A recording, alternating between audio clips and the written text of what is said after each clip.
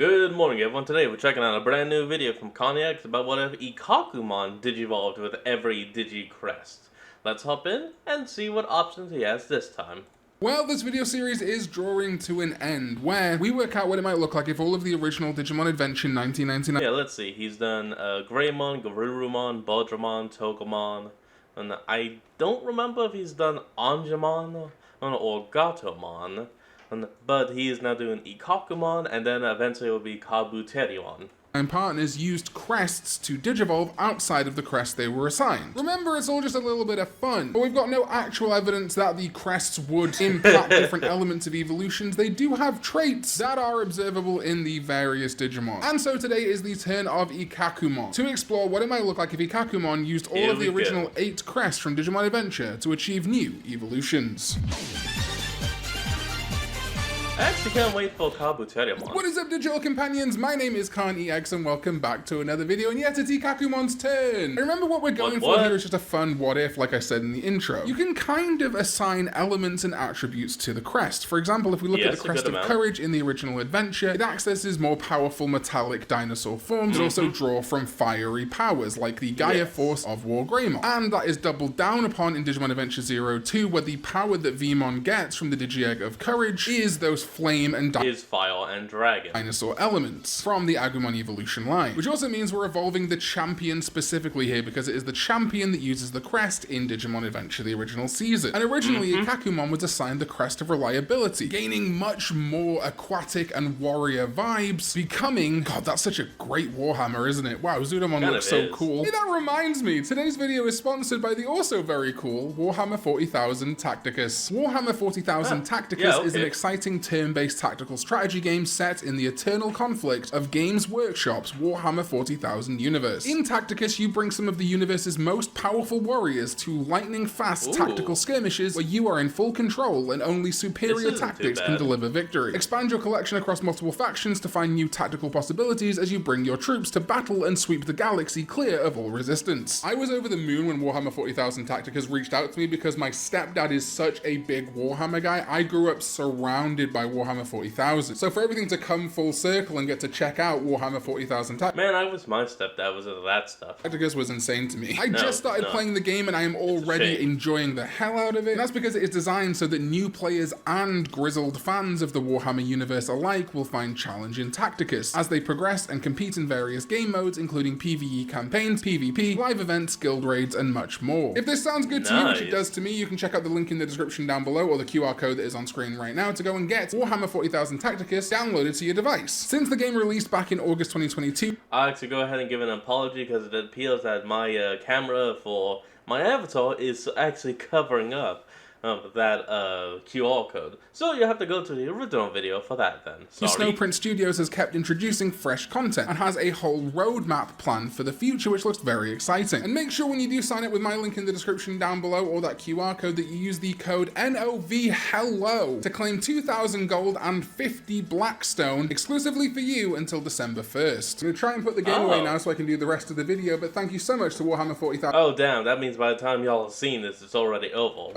For sponsoring this video. Alright, so we begin with the Crest of Courage. And again, as I said in the intro, we're going to be looking for some more dinosaurish or dragon elements if we can get them, or just a focus on that fire. I think Ikkakumon presents an interesting opportunity because it is such a furry, large creature. So I like the idea of trying to preserve the fur of Ikkakumon when we explore the different themes of the crests. And in this instance, I'm not going to go as hard on the dinosaur and dragon elements and instead think a really good evolution for Ikkakumon with the Crest of Courage would be Flaremon and Apollomon. Really? I've not really used them in these videos as far as I'm aware. If I have used Digimon in this video, I think I have used a couple of them as we go down the list. We're just running out of Digimon at this point, and I think I'd rather go for a better cohesive pick than cross the streams. Also, if they're all the same party sharing the pool of crests that they have, I think it's okay actually. I think it actually thematically makes sense that there would be some crossover. I just think this line makes a ton of sense. The big furry Ikkakumon kind of becoming more humanoid as it evolves, still keeping its animalistic side and gaining the fire of courage. The Crest of Friendship initially results in the more werewolfy form of Garurumon and ultimately settles into the ice and metal elements of Metal Garurumon, which does line up reasonably well actually with Ikkakumon as a land and sea creature and its eventual evolutions, Zudomon, Vikemon, and Plesiomon, but it's tough to really say how I would go specifically with friendship here to distinguish it from regular Ikkakumon. Funnily enough, the Leomon What about King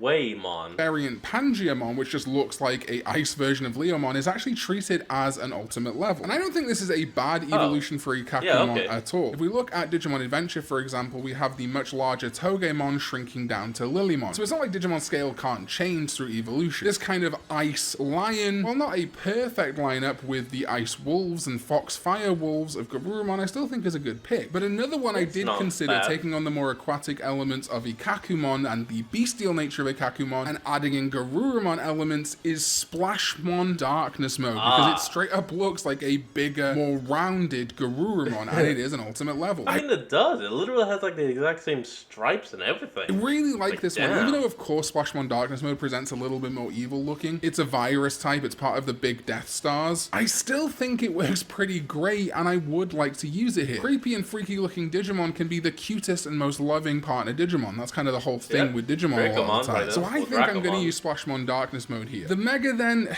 is a little bit more tricky than I was expecting. My initial pick of Pangeamon was set us up really nicely to have the Mega be Saber Leomon. But of course we do lose all the ice elements there, which I'm not super fond of. However, Ikkakumon does have these very noticeable tusks, which it would gain back as Saber Leomon. And that's kind of, funnily enough, a theme that would be true of the Garurumon evolution with the Crest. Garurumon goes from quadrupedal to bipedal to back to quadrupedal. In this instance, Ikkakumon would go from having tusks to not having tusks with either of the evolutions I chose, and then back to having tusks. Kind of fun. I was also considering things like Ancient Mega Theriamon, but I just can't really make the link to friendship there or the Garurumon family. So I'm going to go Splashmon Darkness Mode and Saber Leomon. Super random evolution, but at least it has that more quadruped bestial vibe, and you can see how Saber Leomon could be a rideable Digimon just like Metal Garurumon. Let me know your picks in the comments down below, though. I'm sure there's something I've missed here. The Crest of Love has elements of birds and flying, but also fire and phoenixes. However, I wanted to compromise the element and Native American mythology of bird-like Digimon with that more aquatic side to Ikkakumon, which is why, of course, it makes perfect sense that Ikkakumon with the Crest of Love would become Hwankunmon and Shongpongmon. They are literally a merging of fish and bird. It's perfect. You can even think that the marching fishes data from within Gomamon eventually reconfigured into Ikkakumon with the Crest of Love, getting these much more fish and bird-like evolutions. I can even see how the whites of the feathers and fog of Shongpongmon can call back to Ikkakumon, similarly to how Ikkakumon loses its white fur as Zudomon and then becomes white again as Vikemon, and I guess even Plesiomon. Shongpongmon even has a similar body composition to Plesiomon if you kind of squint. The Crest of Sincerity was really my first stopping point in this video. In Digimon Adventure, we get Lilymon and Rosemon. Very feminine. Yeah, a lot of plant, very feminine,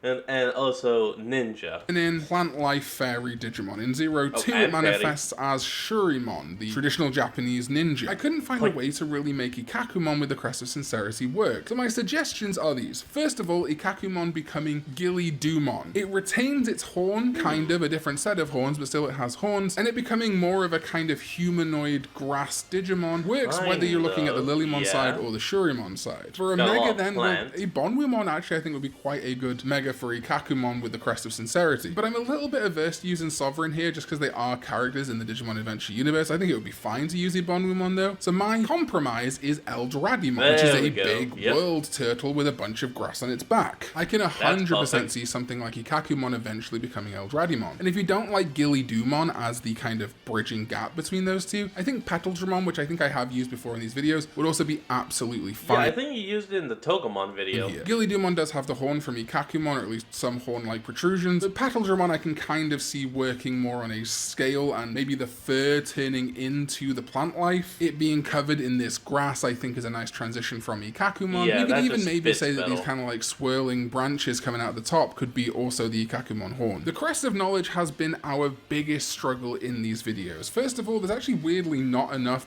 I'm just going to call it now the Crest of Knowledge. It's lightning, bugs, and robotics. There you go. Digimon for certain It has requirements, 3. and the Crest of Knowledge is very hardcore on bugs in the original evolutions. When we look at Digimon Adventure 02, we have a little bit more leeway. We have Digimon, whose element it gets from the Crest of Knowledge is Earth. Because we don't get a ton of elements added, just kind of doubling down on bugs and electricity, I instead try to find a way to just compromise the Kabuterimon evolutions with the Ikkakumon horn, which is when it became very obvious to me that, yeah, a lot of beetles have these big horns. So to me, I think Ikkakumon to Rhino Kabuterimon and then Ancient Beetlemon, all with these big horns with the Crest of Knowledge, makes a ton of sense to me, and the body types aren't a million miles off. Also, Ancient Beetlemon still reserves electrical elements. Its Digimon reference book listing says it has the ability to generate a special magnetic field with ultra high voltage electric current. And given that Zudomon, Ikkakumon's normal reliability Crest evolution, also has connection to lightning, electricity, and thunder, that's a good merging in my opinion. I meant Thor! Crap! I said the wrong Thunder God! Of the Beetle knowledge side and the Ikkakumon body. Then for the Crest of Hope, how do we combine the Crest of Hope elements with Ikkakumon? Well, it's actually the reason I did this video before Kabuterimon. Because recently for Digimon Liberator, they revealed new evolutions for Sangomon and Shellmon in Marine Bullmon and Ryugumon. Marine Bullmon, well, technically its own Digimon, by name at least, is made to be a marine variant of Bullmon, just like Marine Devimon is a variant of Devimon and Marine Angemon is a variant of Angemon. Well, actually, it's kind of not, but doesn't matter. And wouldn't you know, Bullmon is a Hope armored Digivolution. It gets its power from the Crest of Hope, which means Ikkakumon gets to become this aquatic Digimon whose namesake, Bullmon, is a Hope armor. There is Hope combined with aquatic elements, and it even has horns, splitting the one horn of Ikkakumon into 2. That evolution then continues into Ryugumon, which feels very serene and godly. It's a god. Like that definitely comes from the deep of the sea. Guardian deity, and the Crest of Hope is very tied to mythology, angels, godlike beings, so Ryugumon is a perfect fit in my opinion. Plus, Ryugu is the Dragon Palace, and as we talked about before, the other alternate contender for a Patamon Mega, at least in Digimon Adventure 2020's continuity, is God Dramon. The God Dragon, and Ryugumon is a God Dragon. Kind of great. And that finally leaves us with the Crest of Light, and this one I did struggle with. In Adventure, we get more angelic themes. Gatomon becoming Angelwomon, and then Magnadramon. In 2020, in other media, we've had Ophanimon too, and when we look at 02, the Crest manifests in Nefertimon, which has a very overt Egyptian theme. So I kind of have two schools of thought here. One that is just like really stupid, but I think kind of funny, and one that is more trying to find a path that visually and thematically works. You can pick which you prefer. The silly one is simply using new Liberator Digimon again, and that is having Ikkakumon become Polar Bearmon and Skadimon. Because, of course, Polar Bearmon and Skadimon are evolutions for Frigimon, adding some ice elements into there, and, you know, the snow reflects light, it's a very pure type of weather, but also because if we look at that eventual transformed Frigimon to Polar Bearmon to Skadimon head, it resembles incredibly Yukimi Bottomon, Snow Bottomon, which is actually most commonly used as Gatomon's fresh form in Digimon Adventure media or side media. It's a super random connection, and this is why I say it's not really like an amazing pick, but I do think it's kind of fun, and that Yukimi Bottomon connection would make it a little bit more valid in my opinion. Polar Bearmon and Skadimon are not related to light or angels or anything like that, but there is something kind of hopeful and light about them. When I see them, the Ice Snow Digimon, I think of Christmas, the light of the world, and things like that you associate with happiness. Again, kind of random, but I do like this evolution. However, another one I kind of like is Ikkakumon becoming Manticoremon with the Crest of Light. While it is a ferocious demon beast Digimon, it's associated actually with Angel Digimon, employed by other Angel Digimon, though it cannot be controlled, which I think is kind of interesting. Even though it isn't an overtly aquatic Digimon, it looks a little bit more aquatic than other options we have. Also, it's kind of meant to be an inverse to Gargoylemon, which is a light armor evolution for Vmon. We have concept art of Manticoremon that depicts it connected to Gargoylemon, so there is that connection to the Crest of Light there. Plus, it's very overt blues and whites, would set us up nicely to have the Mega be slash Angemon. A bit of a weird one here. I would probably actually use this for a Hope evolution if Ryugumon wasn't such a good pick, but given that Hope and Light are very similar crests, very linked together, resulting in forms like Angelwomon and Magna Angemon, slash Angemon would be fun here. Good evolution for Manticoremon, and it's still an Angemon variant, much like Angelwomon is, so we can still kind of associate that with the Crest of Light, and it would tie us back to the fact that the Crest of Reliability, Ikkakumon's power, was one of the powers associated with Ankylamon and Armadillomon, and true. Ankylamon and Angemon become Shakuamon, and /Angemon is a very commonly used Shakuamon evolution in things like the card game. I am going to 100% acknowledge that is a much better Hope pick than it is a Light pick, but I cannot pass up on the Marine Bullmon Ryugumon connection. So I'm personally sliding with the Polar Bearmon Scadimon connection of Yukimi Bottomon and the whole lightness of snow and Christmas vibe. Well, I like the use of Manticomon. We will just be going with this because it's a lot better than going with /Angemon. So let me know your thoughts in the comments down below. I'm sure there's something there that you could really make work, whether it's with the Digimon reference book or some visual connections. That's the fun of these videos. I get to present my ideas, they're not objective, and then you get to present yours. Thank you again to Warhammer 40,000 Tacticus for sponsoring today's video, and to my sovereigns on patreon.com/. Alright everyone, well that's going to be the end of today's video, and I hope you all enjoyed this moment. Like, comment, and subscribe for more. Link to the original will be in the description below, and I'll see all of y'all next time when we flick back on. Till then, this is Fox, signing out. Peace.